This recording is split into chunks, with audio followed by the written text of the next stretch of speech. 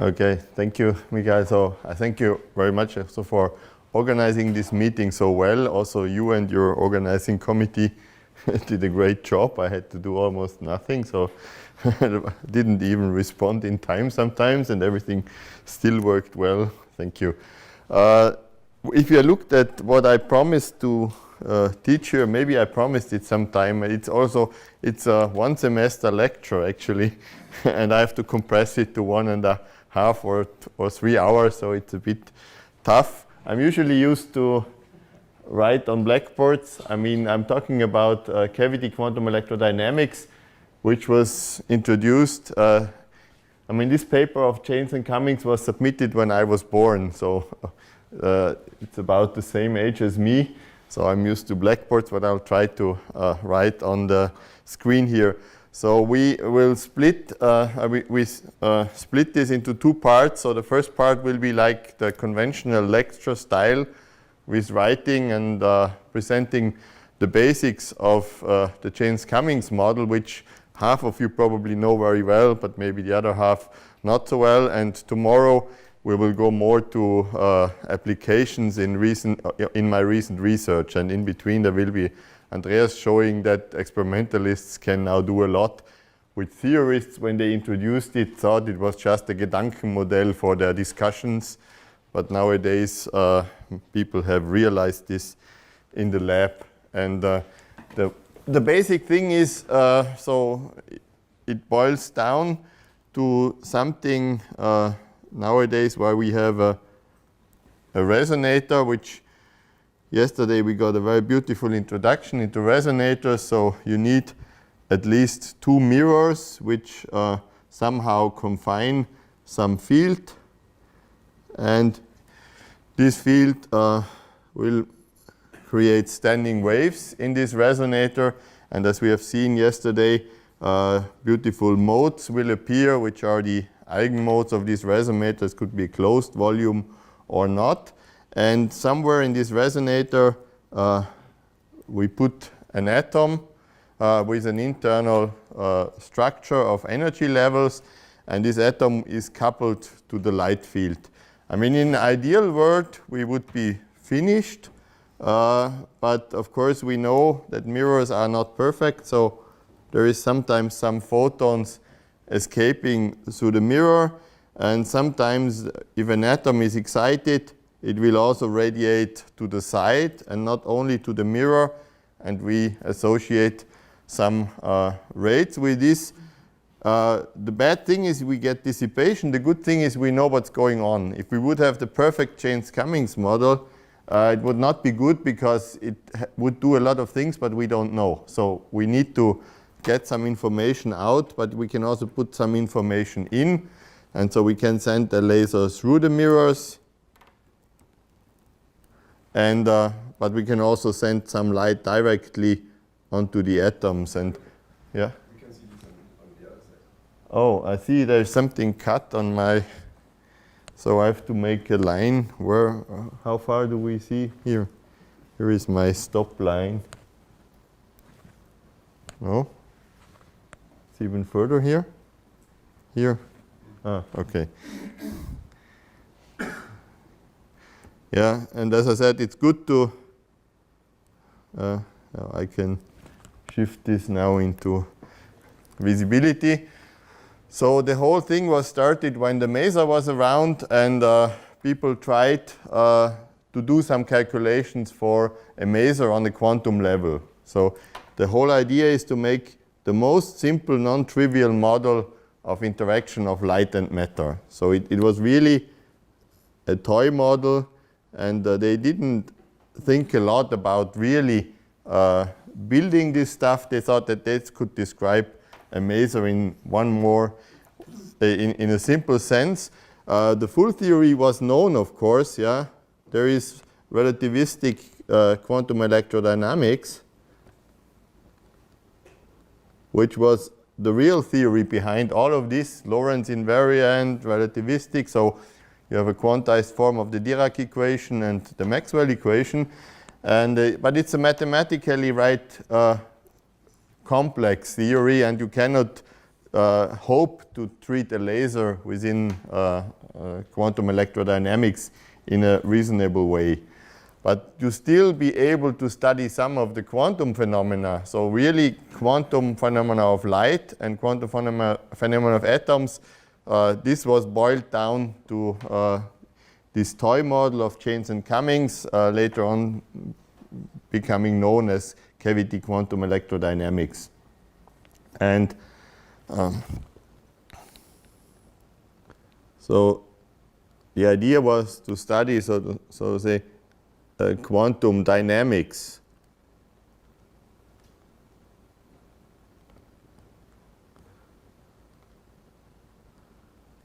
of light and matter in the simple sense of atoms. And it took quite a few years, more than 20 years or so, that people really started to trying to implement not a maser, but trying to really implement what's called the micromaser, sort of a toy model of this cavity quantum electrodynamics. And there were first experiments in the 80s in Munich and Paris, and then in other places. I think Harvard was also, and later on with atoms. And the thing was sort of the first implementation. So experiments were in the microwave, and for this to really make a good resonator, because we heard all the blackbody photons are around, you needed really low temperatures, so people used superconducting resonators. And this actually became fashionable in the last 5 to 10 years again. There was a renewal of all this superconducting resonator cavity QED. And for the atoms to have sort of energy levels in the right range, they had to prepare atoms in Rydberg states, which is a bit tricky, of course, but it was possible. Nowadays, you can make your atoms artificially with Josephson junctions and other superconducting stuff. But people also tried the optical way, and in the optical way, what could be done was to build extremely good mirrors. So at some point, people could make Fabry-Perots with almost 1 million finesse. So again, you were able to implement something with this in this regime. So there were optical supercavities, and there was also now the control of alkali atoms, so all the laser cooling, and if you put this together, you have sort of a chance to make such a cavity QED systems. And soon when the systems were, a lot of the Gedanken experiments could be realized.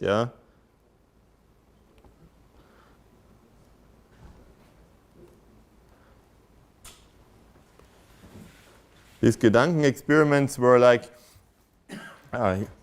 simple things like superposition of atomic states, but there was also atom field entanglement, which played a role and could be studied. And later on, it was seen that this could be used to do all kind of quantum information processing. It was also seen that there is interesting physics in the so-called open system dynamics. So if you have a quantum system and couple it to the environment, it's not only bad, it's also introducing interesting physics to be studied. And at the end, it was also a toy model for the simplest implementation of lasers. So in principle, if you have one atom and two mirrors and some way to pump the atom, you have a laser. So that was also one of the motivations, first to think about these models and later to really trying to implement of them. Nowadays, the whole industry of quantum information processing is more or less based on this type of models. Still, we know, of course, that the full theory is the quantum theory of light and matter, so you have to do relativistic QED with all its mathematical challenges, which can be solved, but of course it's not able to boil it down to such very simple systems. So you need a lot of simplifications, and I will just write a few of these simplifications down.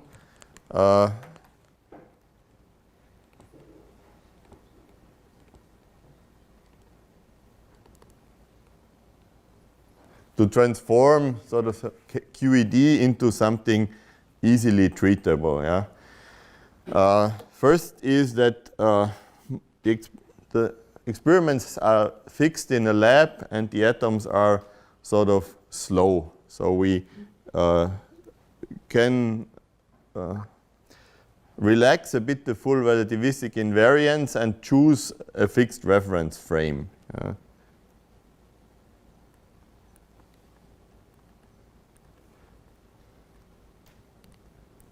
Which is sort of the laboratory frame.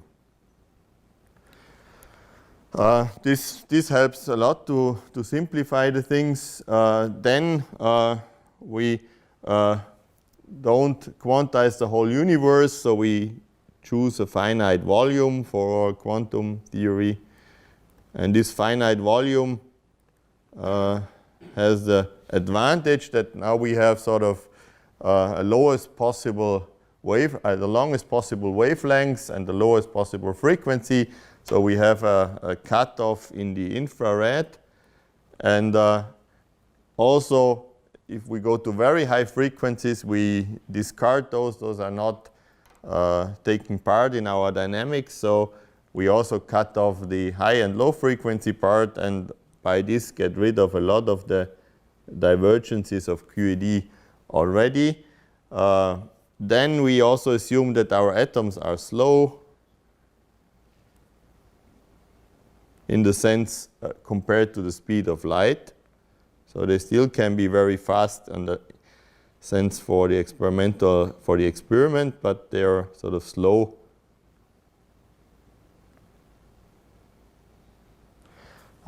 compared to the speed of light. So we don't have to use the Dirac equation. We can stay with Schrödinger, which is mathematically much simpler.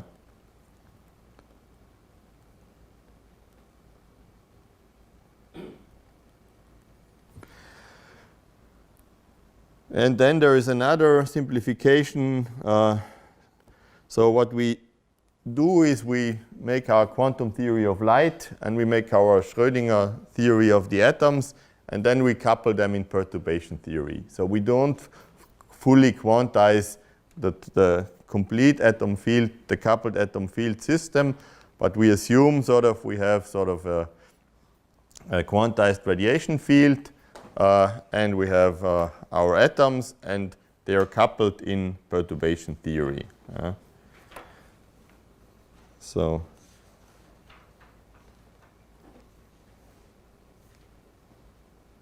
we quantize atoms and fields separately.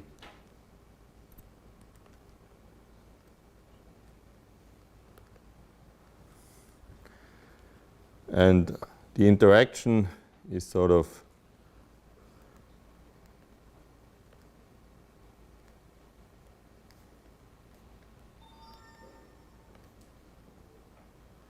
and this is all very nicely, for instance, presented in many books, like the book of Cohen-Danucci, Photons and Atoms. So he shows in the whole book that there is a systematic way going from sort of the full theory to this smaller theory. So what we at the end now just take, what do we need?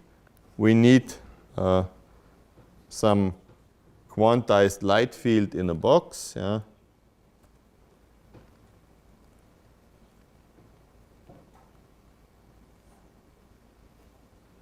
And so we quantize it without any charges, sort of in a sort of empty box. And we have our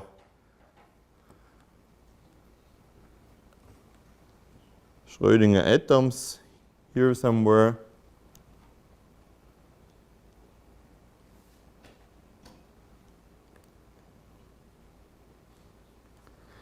And these things exchange sort of energy via the so-called dipole coupling.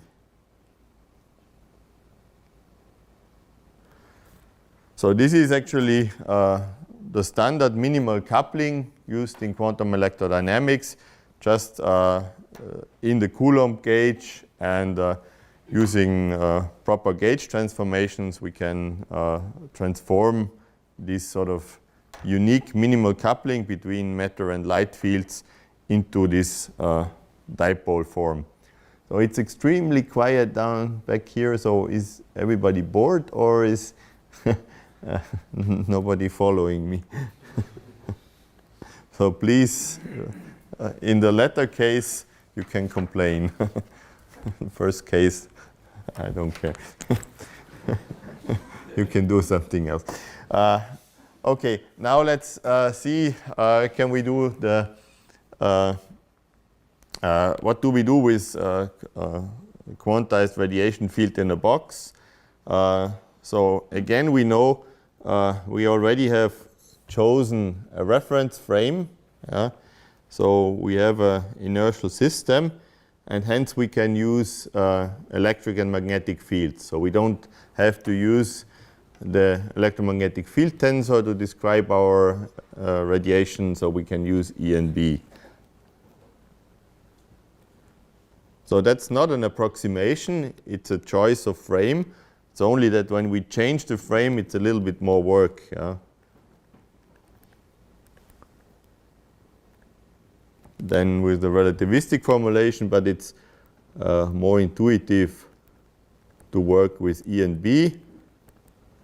And if we have no charges, and the Maxwell's equation, we can express them via this 4 potential.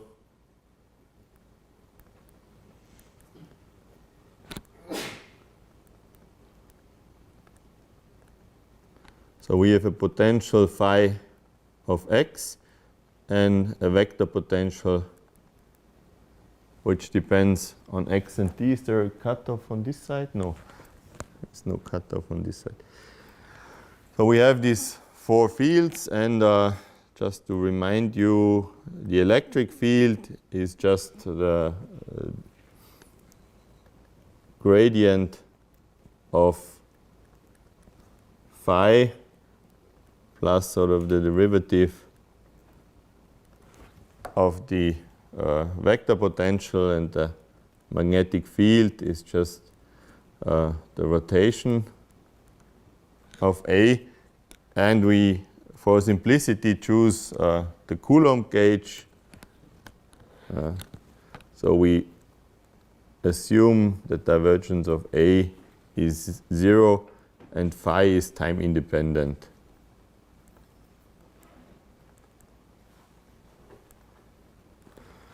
So in this case, in this way, we put this into Maxwell equations, and we all know the result is the wave equation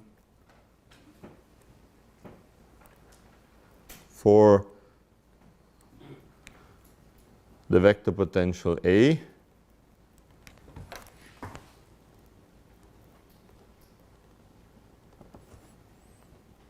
So the wave equation is like 1 over c squared d over dt squared of A. Oh, maybe I leave this at the end. Plus the Laplacian applied on A is 0. And of course we have to take care of the boundary conditions, which leads to the modes that we are using. So as we have nicely seen yesterday, we can do a mode expansion of this field.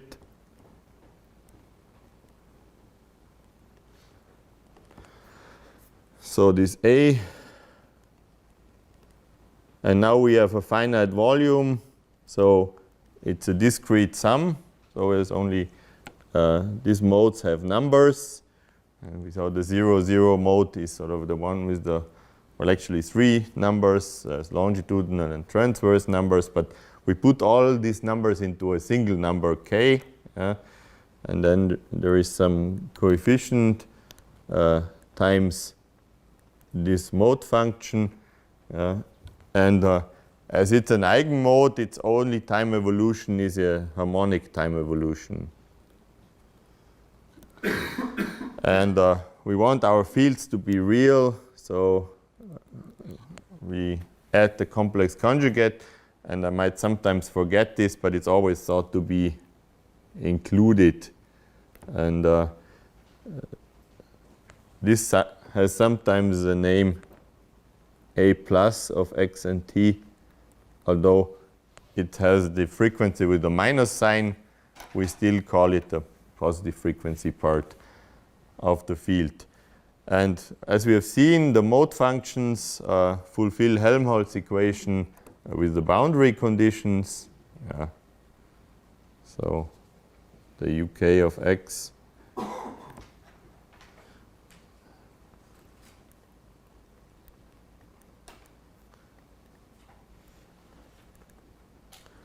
the Helmholtz equations over there. Somehow Blackboard is still a little bit different.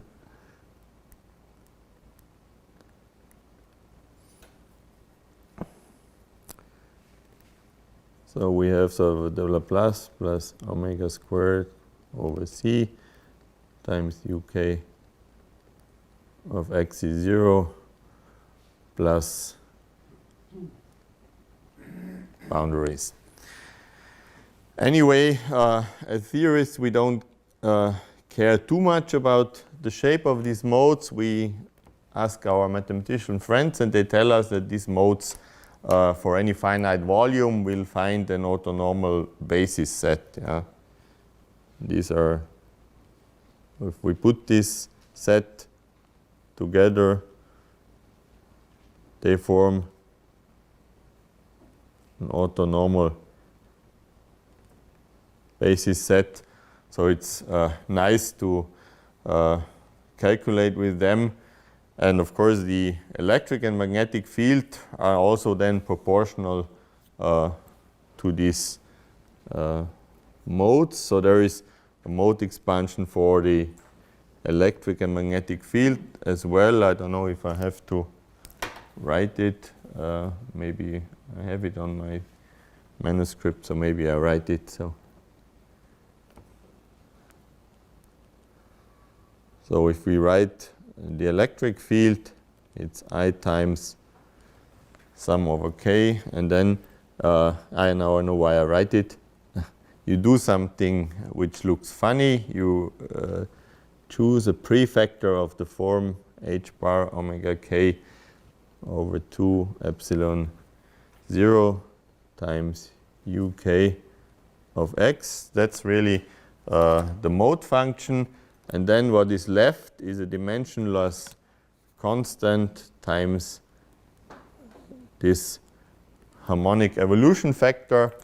And then we have to add the complex conjugate. And this way we smuggle h bar into our Maxwell theory. So there is still Maxwell, this is still Maxwell theory, but this is just a clever choice for later.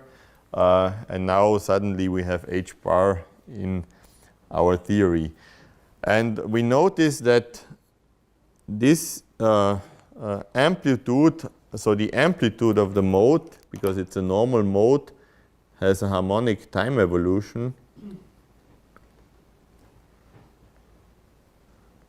So it's actually easy to transform it into a quantum theory by just changing a few letters. So we replace these alphas by the corresponding annihilation and creation operators of the underlying oscillators. So the field quantization in this form is very simple.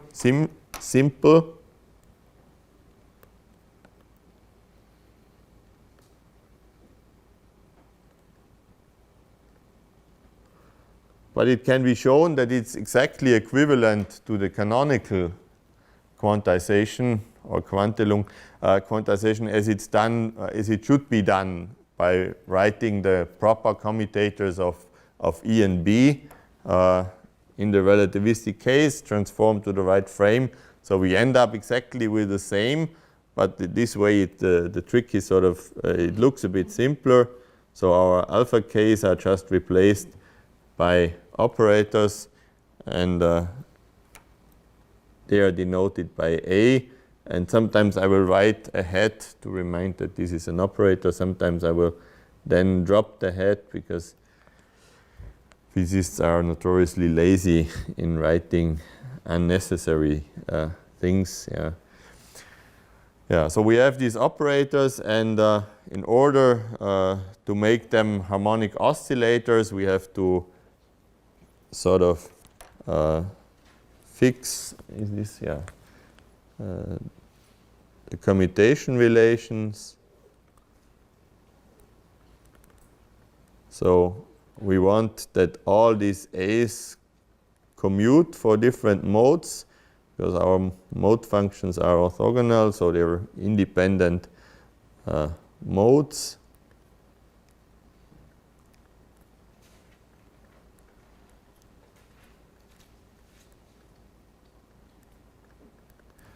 Except that the A and A dagger of the same mode does not commute. So this is AK dagger is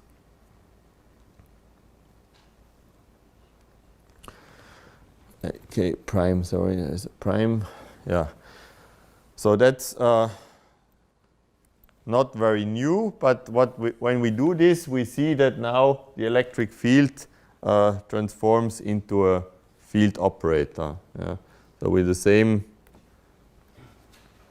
choice, the electric field now becomes a field operator, and the same with the magnetic field. And the only difference is that instead of the alphas, we now have these operators standing there. And now we can calculate the whole, the total energy that we have in our volume, because finally we want to have the Hamiltonian, although we could also guess it. But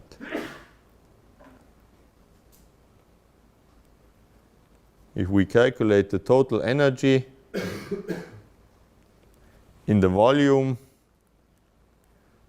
sort of it's the integral over the volume, epsilon, okay, volume integral.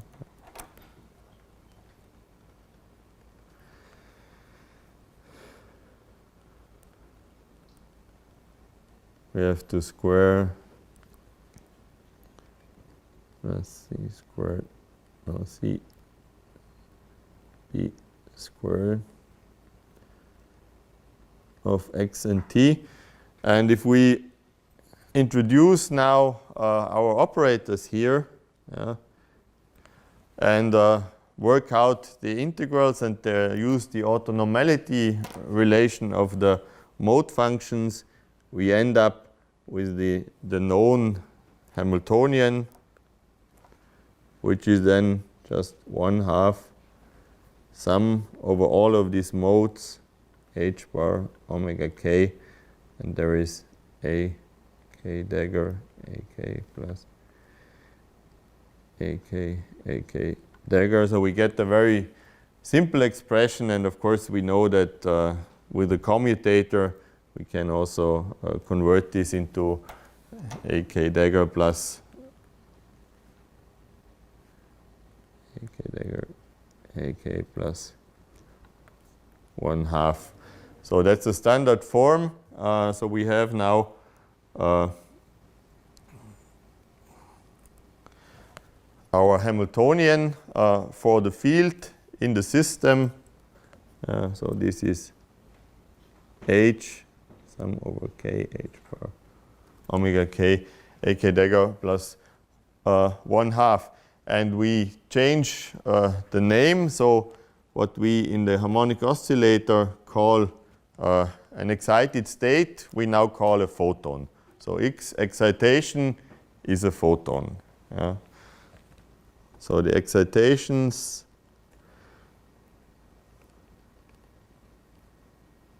of these oscillators, which are not oscillators in real space, these oscillators are describing the amplitude of a mode. So there is no real space analog on the operators. They are just virtual operators. And this excitation of these operators we now call photons. So the second excited state is a two-photon state, or a two-photon state is also the first excited state of two different modes. So yeah,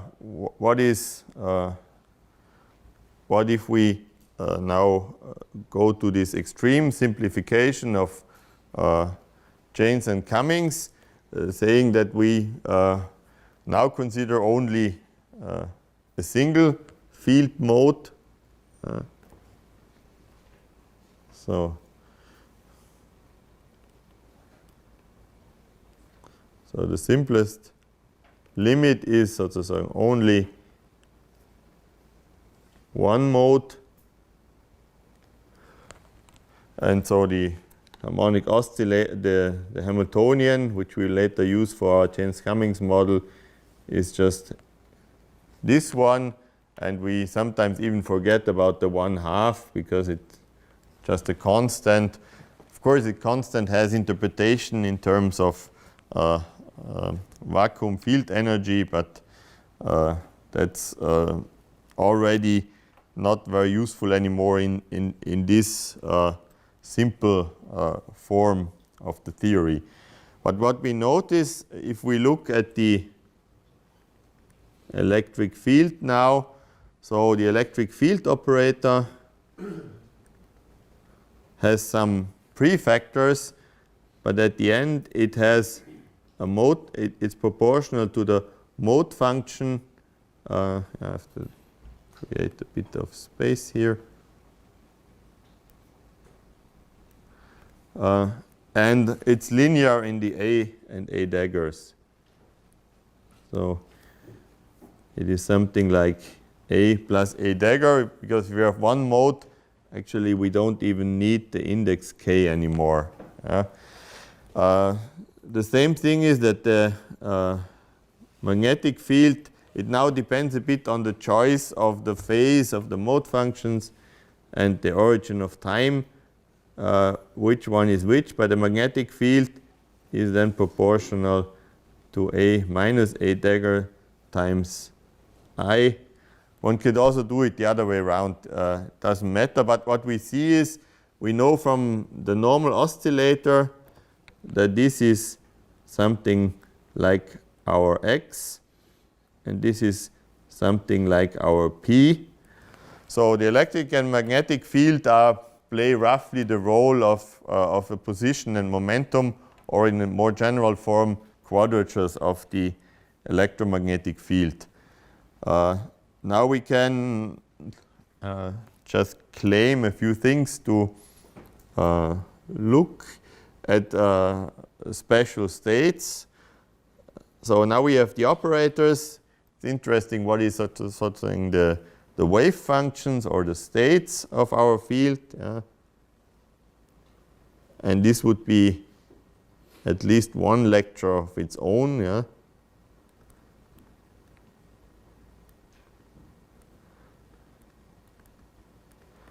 But it can be shown that if all of the oscillators are in the ground state, and if we have a single mode, the ground state we call it now vacuum state. So the ground state is the state where there is no excitation or no photon in the field.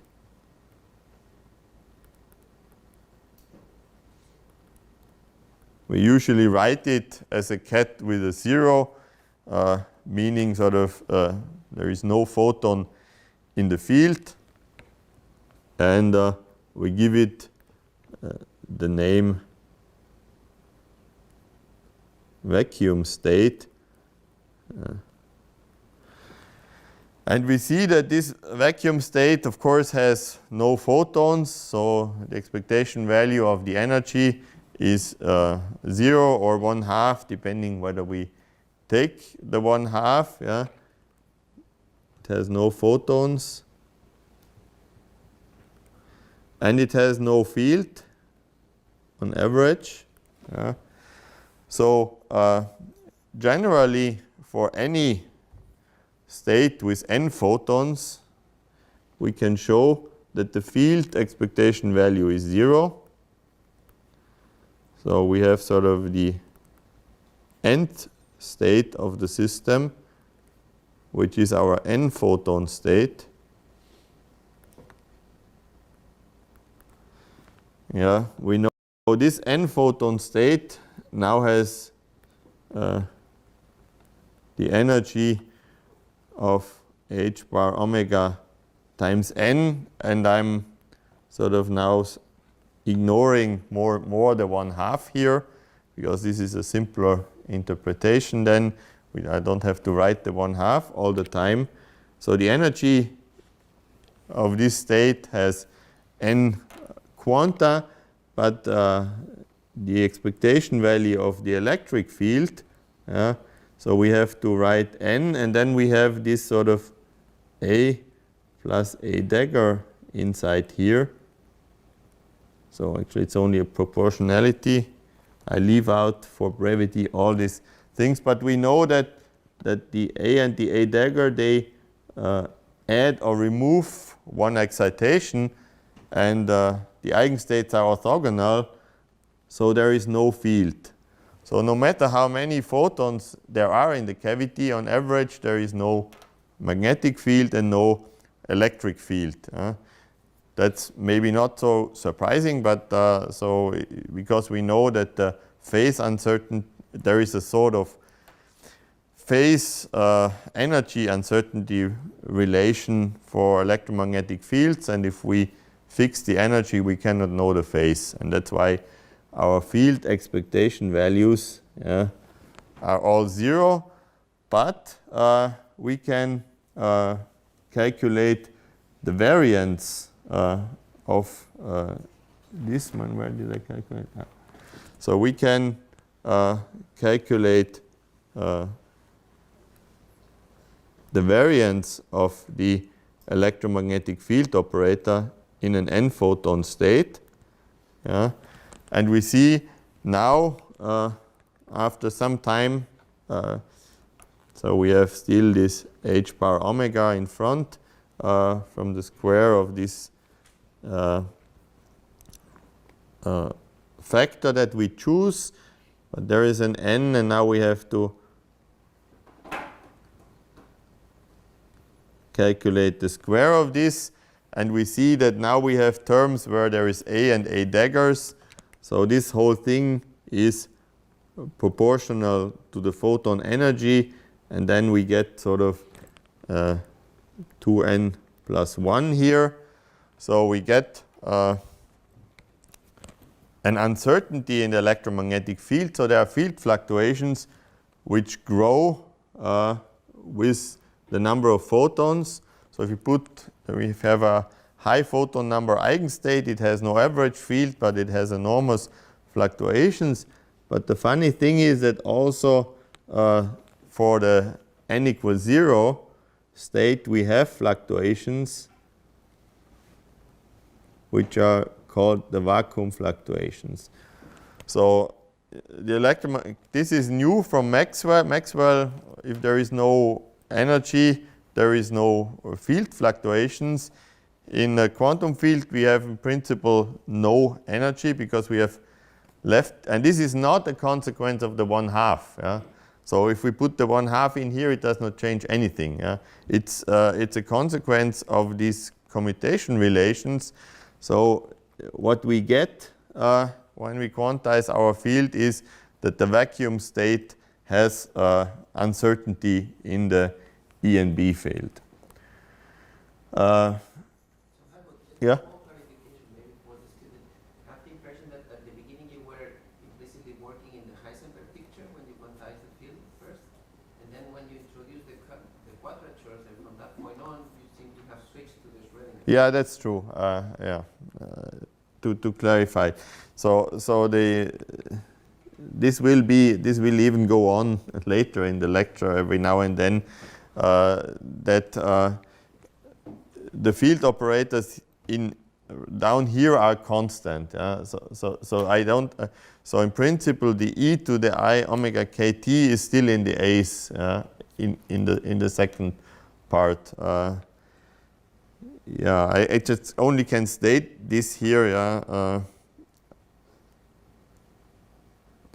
There's a little bit of discussion on this in some of the books. I mean, if you look in the recent book by Toller and Gardner, they discuss this change a bit. But anyway, You can just say that. yeah. I did not mention it here. I agree. Anyway, the thing is, what we sort of wanted to take from this actually is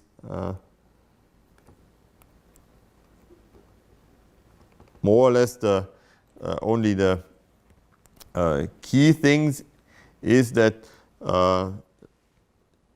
photon number eigenstates have no average field. So, but even the vacuum has field fluctuations. These are two things.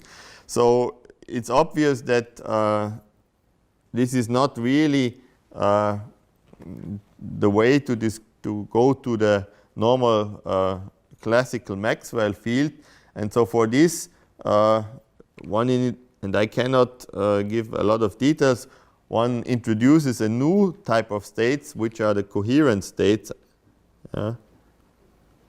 So there is, besides these states, there is the so-called coherent states, and they're defined as the eigenstate of this operator A, which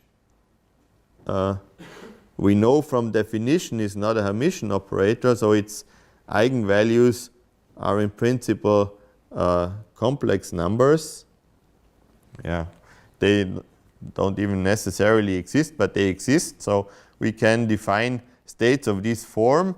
And now we see if we calculate the electromagnetic field expectation value of such a state, it has an average field which fulfills sort of Maxwell's equation in the sense of the Ehrenfest theorem, but we see that these states, they don't have a fixed energy. Coherent states, they have sort of they have an average field, but an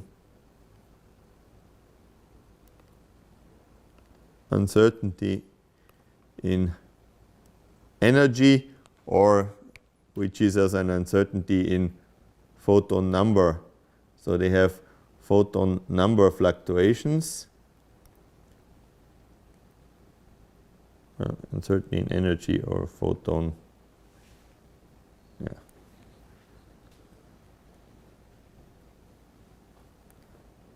I mean, in the sense that we consider our photons, which are not free-flying photons, but these sort of quanta in the oscillator. And but luckily, one can show that this uncertainty in the photon number grows only with the square root of the number of photons in the coherent state. So if we put enough enough photons into a coherent state, saying if the alpha is big enough, then these fluctuations become small and go to zero. So in that sense, these coherent states are more what we are used to from classical electrodynamics. They have a lot of other interesting properties, but I cannot go further into this now. We go to the next box now. I mean, this is really brutal, I see, because I have not much time. And I start with how do we treat our atom. And again, we can start from classical electrodynamics and start from the classical Lagrangian of a charge in an electromagnetic field.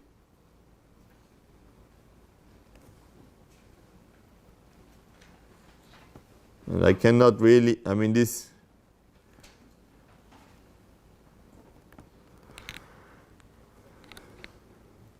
So everybody should have heard this somewhere during his physics career.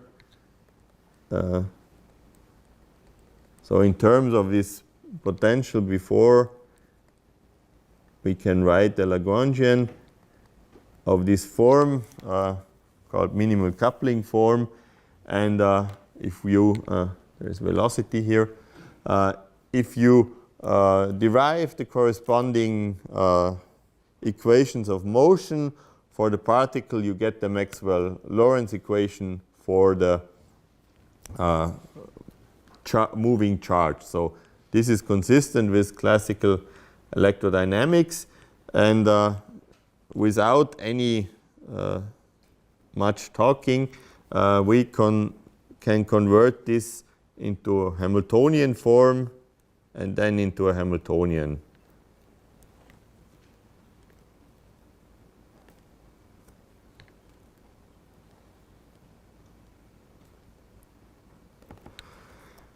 So now our Hamiltonian does not depend on velocity anymore, but it depends on the canonical momentum and on position, in principle maybe also on t. And we know that it looks like this. There is sort of this p squared over 2m, oh no, sorry, p minus e a, and I'm sometimes using the c here and sometimes not, but it's again squared plus the electrostatic part. So here we have introduced the canonical momentum, and we did do this because Schrödinger's claim was that the canonical momentum has to be replaced by the gradient operator, whereas sort of the whole expression here is the kinetic momentum, sort of the real physical momentum of the particle. So the kinetic energy is this whole term, yeah.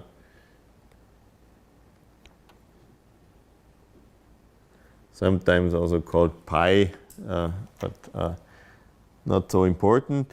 It's more or less for completeness. And Schrödinger, following now, we said we use the recipe, we use Schrödinger atoms. Oops, what happened here?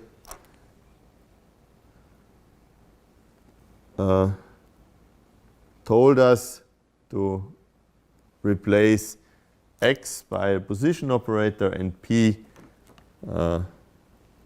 by the gradient. The canonical momentum has to be replaced by the momentum. So p goes over in minus eh bar gradient, and x goes over into the sort of multiplication operator. And again, we end up with a Hamiltonian now for our, how much time did I use already? Almost half. Yeah. So we get our Hamiltonian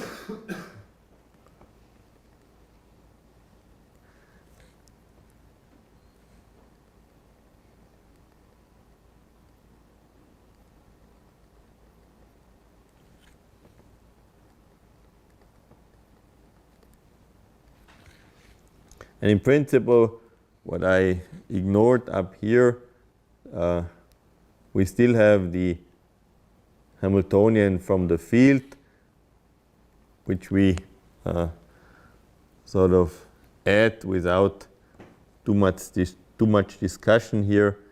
As I said, in principle, one should be a little bit more careful, but for the moment, we just add the field like this. Of course, this is now for a single charge, and even the simplest atom has more than one charge. Yeah. So if we have an atom, we usually have the nucleus and the electron. So we have one proton and we have one electron. So we have two of these position operators, but we can change into the sort of center of mass system and assume that the nucleus is sort of much heavier than the electron, and in this way sort of identify the sort of relative coordinate, the center of mass coordinate with the proton coordinate, and then the relative coordinate is then the distance of the electron to the nucleus. So we introduce the center of mass, which is sort of m proton, x proton, over the total mass, and the difference coordinate is sort of the proton minus the electron. So why do I actually insist on this? The thing is that one has to be a little bit careful then what the x in the Hamiltonian means, because sometimes there is some confusion about this. So now usually we have the Schrödinger equation, and now we have sort of in principle the evolution of the center of mass and the evolution of the relative coordinate, which is sort of identified with the electron, but still we have sort of two types of positions here.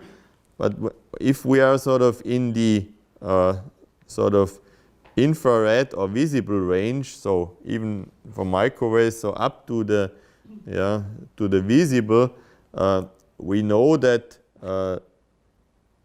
the wavelengths. So if this is sort of our lambda of the mode, the wavelengths of the mode we are considering, this is much bigger than the size of the atom. Yeah. So somewhere there is sort of an atom, and this atom has a wave function which is centered around the center of mass of the atom, and it has sort of a small dimension d, which is much, much less than lambda. So in that sense, we can then replace sort of the electron position with the center of mass position as well. So we assume that the electric field at the position of the electron is the same as the electric field at the position of the center of mass, and this then gives to the this leads to this called dipole form of the interaction. We can use higher order terms and go on with this, yeah. But we replace sort of the position of the electron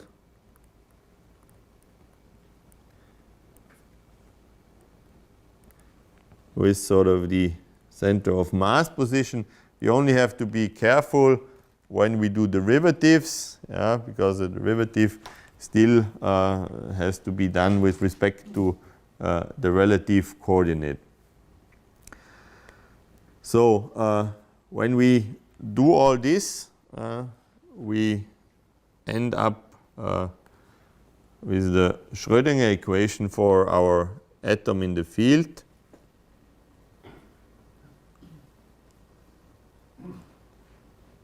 Which is exactly the one that I wrote up before.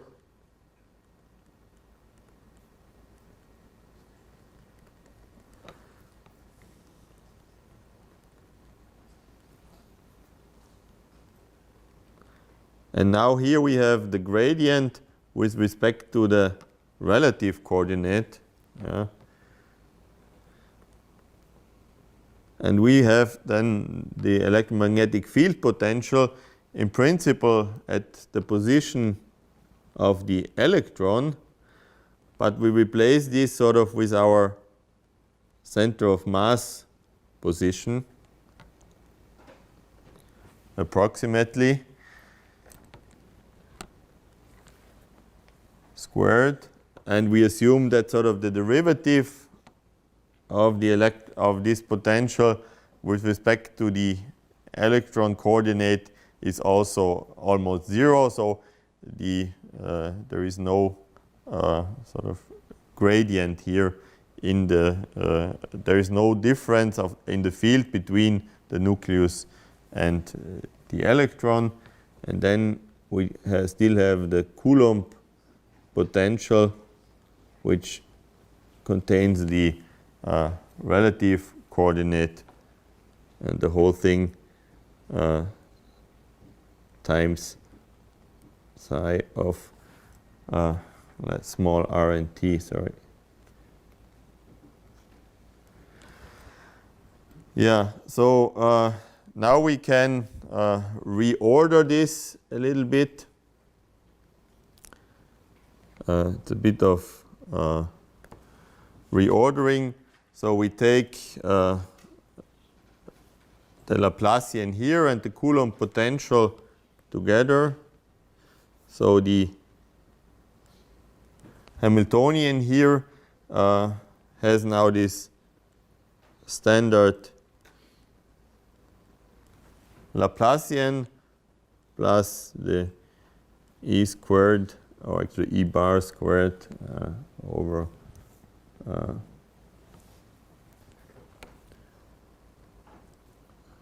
yeah, 4 pi 0 r. So this is one part. Then there is the part where we have the gradient and the A. And here the trick is that we now assume that this derivative is small, so that we can pull the gradient operator over the second operator.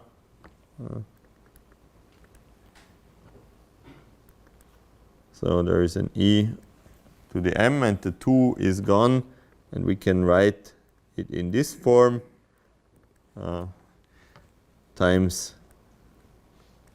sorry, the gradient of r, and then there is also a term with e over 2m a squared. Yeah, and here we call this atomic Hamiltonian, and this we call interaction Hamiltonian, and we see that, sorry, there is, I did the mistake again, myself again, so you have to make sure that this contains only, the A contains only the center of mass coordinate in this form of the dipole approximation, and sort of the first part of the Hamiltonian contains only the relative coordinate. In principle, there is also the center of mass momentum. If we are interested in sort of quantum atoms, one can also add the PR squared. Oh, sorry, I need space. I forgot to write it. So there is also the kinetic energy of the center of mass to be added, which was ignored by Jaynes and Cummings, and we will also ignore for most of the time. And so this is sort of the atomic eigensolutions, and then we have a rather complicated looking term here, and there the a squared term is a source of like at least 30 years of controversy, and people are writing about whether it's important or not important, or what it means, or whether we can just leave it away. The thing is that one can go to a naive point of view and say we still have a gauge freedom, so we know we can get the same electric and magnetic field by using any gauge transformation on the vector potential A, yeah, and we can use a gauge transformation which makes the vector potential vanish at the position of the atom. And this gauge transformation, so I cannot, for time reasons, really do everything and explain it, but there is a gauge transformation which can be done with a function minus r dot a of r and t. And if we do this, we know that the a prime, so the regauged A field, gets a gradient of this function, and the potential, we have to add the derivative of this function. And now if we look at the gradient of chi, it's just minus a. So this makes it 0. And here we get something like a dot, r times a dot, which is the electric field. So we have minus r times the electric field at the position of the atom. So now the two terms at the end vanish, but instead we have the term with the new electrostatic potential arises, and we have the Hamiltonian in the form that you find it in most books. So our sort of regauged Hamiltonian is now nothing else at this atomic Hamiltonian we had up there, minus E, I forgot the E somewhere, minus E dot R times the electric field at the center of mass position of the atom, and then there is sort of the free field term. So that's the Hamiltonian in the form we want it. It's the usual sort of dipole Hamiltonian. So here we have the free atom,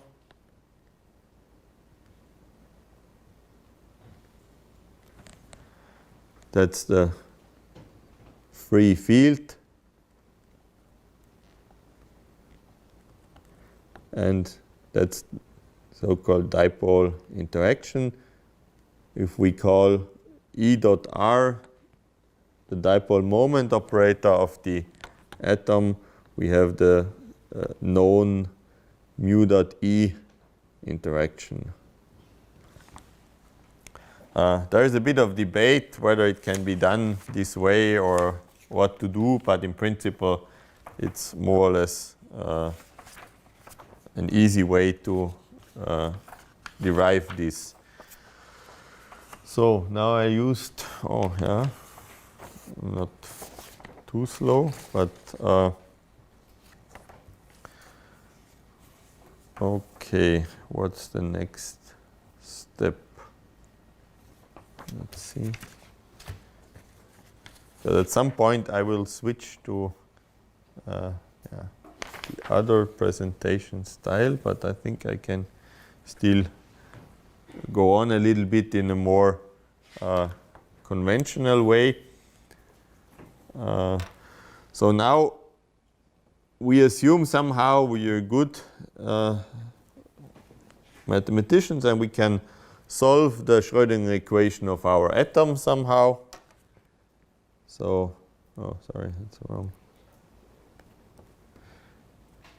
So the next step is to solve the Schrödinger equation for our atom, and we know that our atom has certain quantum numbers, L and M and N, and somewhere it has a ground state where L equals 0 and N equals 0, and also M is equal 0. Then there is excited state where N is 1, and then there is also the excited state where L is 1 and N is 1, and then we have M equal to 0 plus minus 1, and so on, with more of these states. Yeah.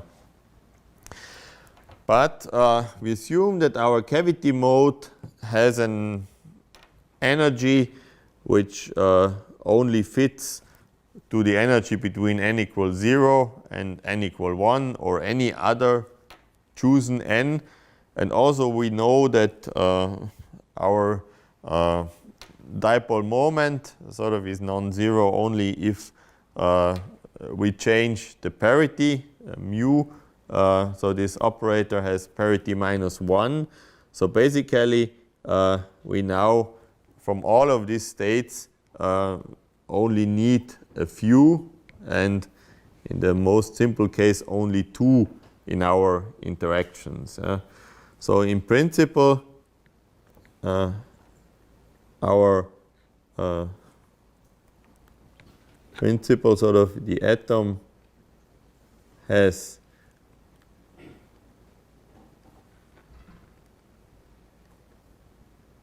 eigenstates with a lot of indices. I mean, there is also spin if we look more carefully, or hyperfine, but let's say it has some eigenvalues. But all of these we again combine in a combined index I, yeah, and we know that if we have found all of these eigenstates, that our Hamiltonian can be written as a sum over all of these eigenstates, 1 to infinity, and then the energy of these eigenstates, if we divide the energy of these eigenstates by h bar, we get a frequency, this frequency omega I, and then we have sort of just the projection operator onto this. So this is the Hamiltonian of all of the bound states of our system, and the same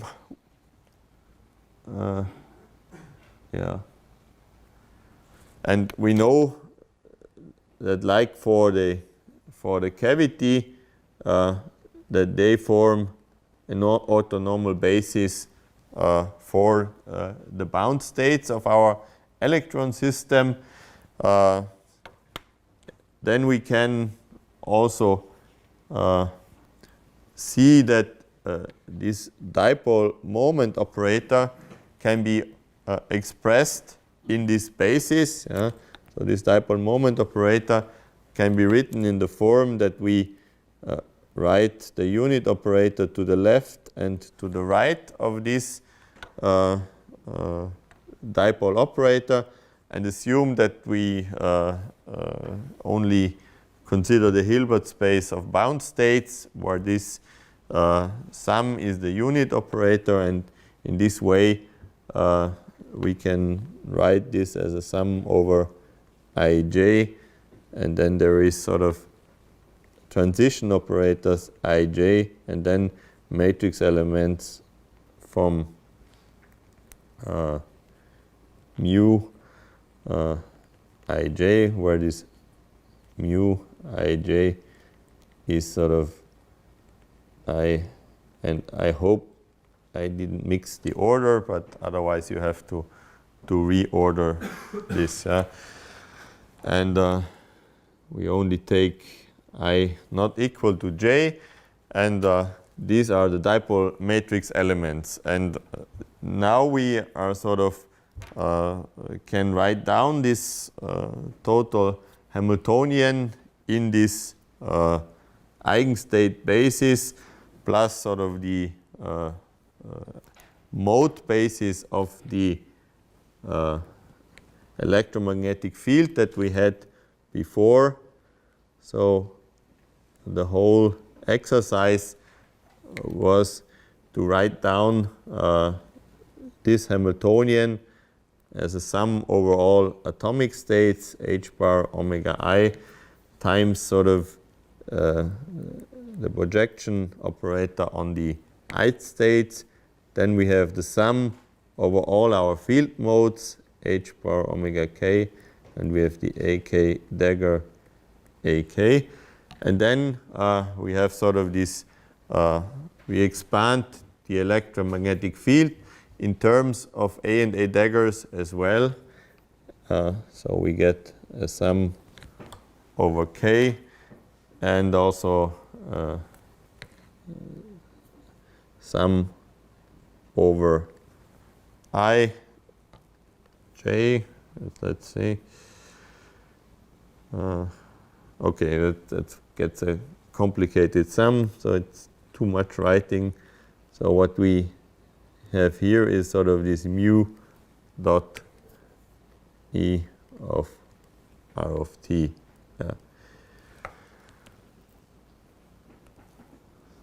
So our Hamiltonian is now a system of sort of harmonic oscillators coupled to this set of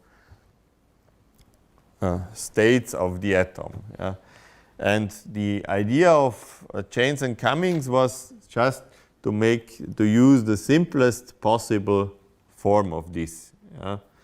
So if you want to do something which is non-trivial, you need at least 2 atomic states, otherwise not much can happen, and you need at least one of the modes. So what you choose one mode and one atomic state.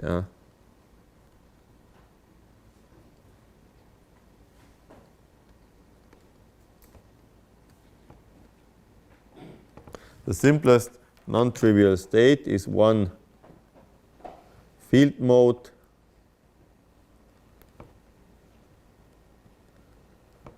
plus 2 atomic states. And if we choose 2 atomic states, we have a 2-state system, and we can identify this 2-state system with a spin 1/2. So it's an effective spin 1/2 system. And with this idea, we finally arrive. So then we can also show that due to the symmetry, the antisymmetry of the mu operator, we can show that the mu I are always 0. So in this sum of over the electromagnetic field modes and the dipole moments, only the non-diagonal elements survive. And if you only have 2 states, sozusagen only mu 1, 2 is non-zero, and the Hamiltonian, it's getting tight. So the Hamiltonian is now h bar omega 1, and then we call this projection operator sigma 1 1 h bar omega 2 sigma 2 2, and then there is plus h bar omega cavity, the a dagger a of the cavity, and then we have some constants which has this factor that we cleverly choose at the beginning, and then we have our mode function which we can choose real if it's a finite volume times this matrix element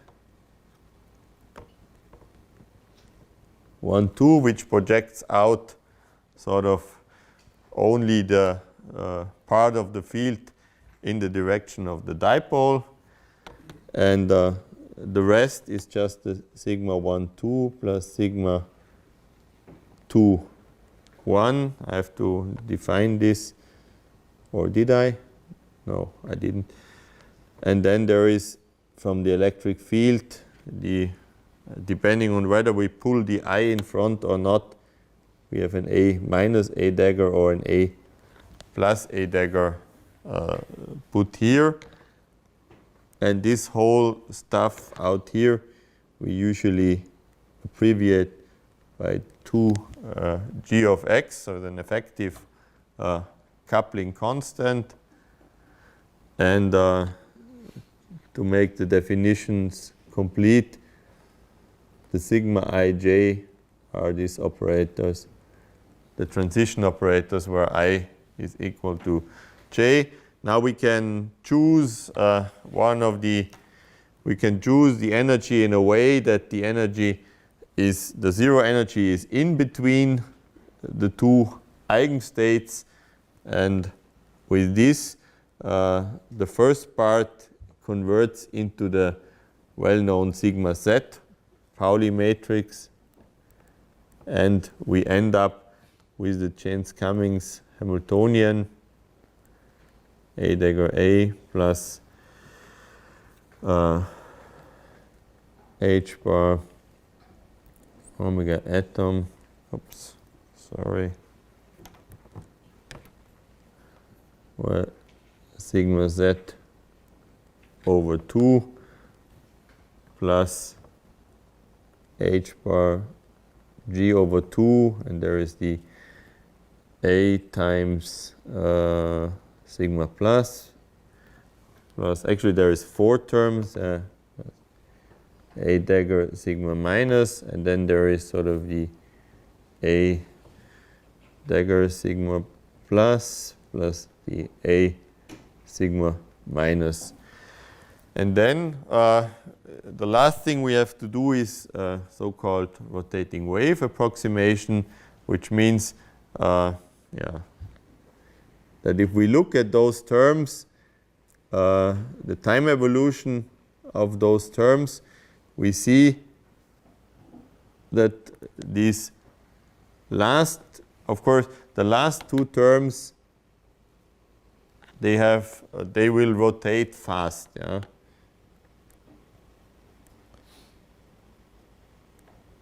Because in the independent case, when the fields are not coupled, they have the same frequency dependence with e to the I. The one is e to the I omega t, and the other one is e to the I omega kt. So the product will be e to the I omega plus omega k times t. So these independent operators, they have a very fast time evolution, whereas the first 2, the difference in these frequencies appears. So they have a slow time evolution. And one can sort of argue or even show mathematically more strict that for the case of an optical transition, we can forget about these 2 terms, as long as the G is in the perturbative regime. So if the G reaches sort of also the optical frequency, this is not a good approximation, but normally this works quite well. And this is now after a lot of talking, the Hamiltonian that was written down by James Cummings more than, in 62, more than 50 years ago. And it's probably one of the Hamiltonians with the most papers in literature written on it. I don't know, it must be enormous, and enormous a number of books.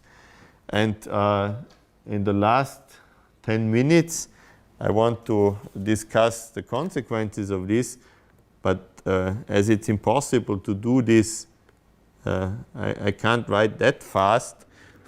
So I have prepared the emergency slide for this case to finish this now on the blackboard. Is there a laser pointer? So I'm going to a more conventional presentation style. So we have now derived, let's say, under quotes, this Hamiltonian. We could also say we have cleverly guessed this Hamiltonian. And the question is, what are the consequences of this? So now we have a model where the electromagnetic field is described by a quantum oscillator. The atom is described by a spin, which is also a quantum object. And we have this energy exchange term. Usually the frequencies are of the order of 10 to the 14 hertz, whereas this coupling constant is at least, people try to get it high, but it's usually much, much lower than these frequencies. So leaving out the non-resonant terms is a good choice. And of course, we have to choose the mode correctly. And if we look now at the eigenstates of the unperturbed part, here that we have the zero photon eigenstate. If we put one photon in, we go up this ladder. For the atom, we don't have a ladder, we just have the ground state, which is here of the atom. If we excite the atom, put no photon in, we have also this excited state. And then we can also add photons to the excited state. So we have this type of product basis of this Hilbert space. But we see, of course, that these product states, they are not eigenstates of the interaction part of the Hamiltonian. So if we apply sort of the A dagger sigma minus to this state, it's not reproduced. So this is not an eigenstate, so we have to find, like always, we have to find the eigenstates of this Hamiltonian, and this can be done analytically. That's really the good thing. It would be completely impossible to do something like this in quantum electrodynamics. Even the ground state of hydrogen is a very tough problem without any extra fields. Or hydrogen is not even possible, but something like hydrogen. Yeah. Anyway, we find that now the new eigenstates, which are eigenstates of these Hamiltonians, they come in pairs. So we have the ground state where atom and no photon is in the field. Then we have these first two excited states where there is a mixture of an excitation of the atom and the photon. And we can superimpose this in two orthogonal ways to create the eigenstates of this Hamiltonian. If we are on resonance, they simplify a lot, these eigenstates. So these relative weights, on resonance the relative weights get 1. Okay, you don't see everything. Anyway, and the eigenstates are just odd and even superposition of sort of the ground state with n photons and the excited state with 1 photon less. And these eigenstates are, in that sense, hybrid objects of field and atomic excitation, and in this way they are called polaritons. This is sort of a sloppy language, but these hybrid states we can call polaritons. And if we do spectroscopy on the coupled system, and this coupling is sort of sufficiently strong, we see that we get these polariton resonances. Even if we start in the ground state, we can excite sort of the plus and the minus superposition of these two possible states, and we get this sometimes called vacuum Rabi splitting. If we look at the dynamics of the system, it also can be very simply solved. We just multiply the eigenstates with the corresponding energy factors. And if we start, for instance, with an excited atom in the cavity, we can express this as the superposition of the plus and minus state in the first excitation manifold, because this is sort of 0e plus 1g and the other one is 0e minus 1g, and if we subtract it, we get sort of the 0e left, and the time evolution then is trivially calculated. We just multiply with the energies, we pull out this common factor, and we see that the amplitude of the ground state and the zero photon state excited state atom and ground state atom 1 photon state periodically oscillate with frequency 2g, or g depending on whether we put the 1/2 in, and we see that the energy coherently transfers between the atom and the field. But that's not really like, it looks like spontaneous emission, so we put the excited atom in and after some time it's de-excited and the photon is in the field, but it's not like normal spontaneous emission because it's completely reversible. We wait another time, the thing is back at the atom. So these oscillations are the famous Rabi oscillations, which you all know and have seen very often. If we sort of stop in between at half time, we see that from the excited atomic state, we have produced an atom field entangled state. So, and this is sort of one of the key processes in all of quantum computing and quantum information. By resonantly coupling sort of a material qubit to another, to a field qubit or some other qubit, we can create entanglement, and this entanglement is sort of a vital ingredient of a lot of the interesting physics happening here. If we have two atoms, we can stop the interaction with one atom and start the interaction with the second atom somehow, and this way entangle even two atoms.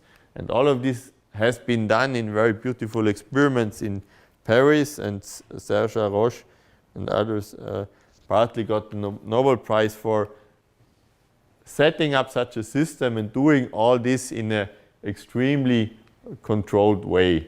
The other thing is that there is also a version of this Jaynes-Cunning's model when the two frequencies do not coincide very well, but we have some detuning between the atom and the field, and if this detuning is bigger than the coupling strength, we see that it's like driving an oscillator of resonance. It will more or less adiabatically follow the driving field, and we can express, using the Heisenberg equation, we can express the polarization in the atom in terms of the field inside the cavity or the field operator.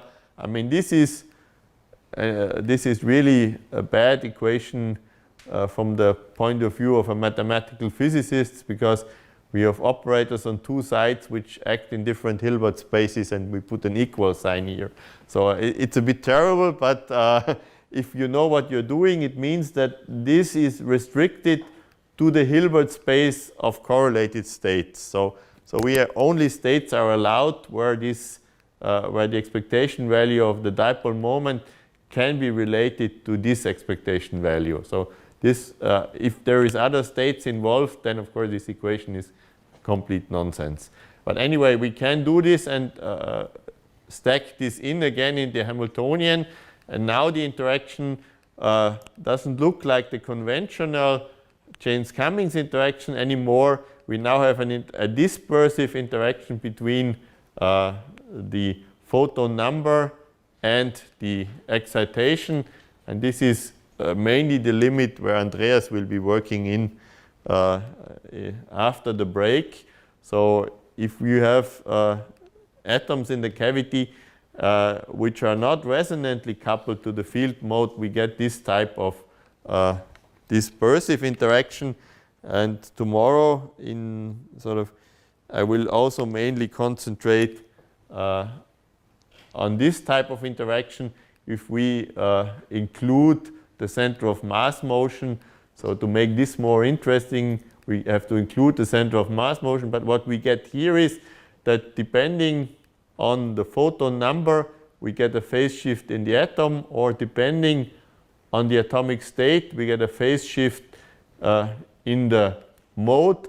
This interaction is, for instance, used in many of the superconducting qubit apparatus to measure the state of the qubit without creating too much perturbation, because we see there is no energy exchanged anymore between the field and the atom, but still there is a coherent quantum interaction. So surprisingly, I could almost finish what I wanted. So in the, as we've seen above, in a standing wave cavity, this G coupling depends on the mode function, so it is a sine kx, and in the dispersive limit, it gets a sine squared. So we have sort of a term which is sine squared in terms of the center of mass position. So this is like a potential for the atom. So this field mode creates an optical lattice potential in the cavity, and this can be used for very cool physics, as Andreas will show later on. So I used up all your question time, but maybe you can still, well, you can ask questions during the coffee break. I hope the level was not too low for most of you, but yeah, okay, thanks for the moment.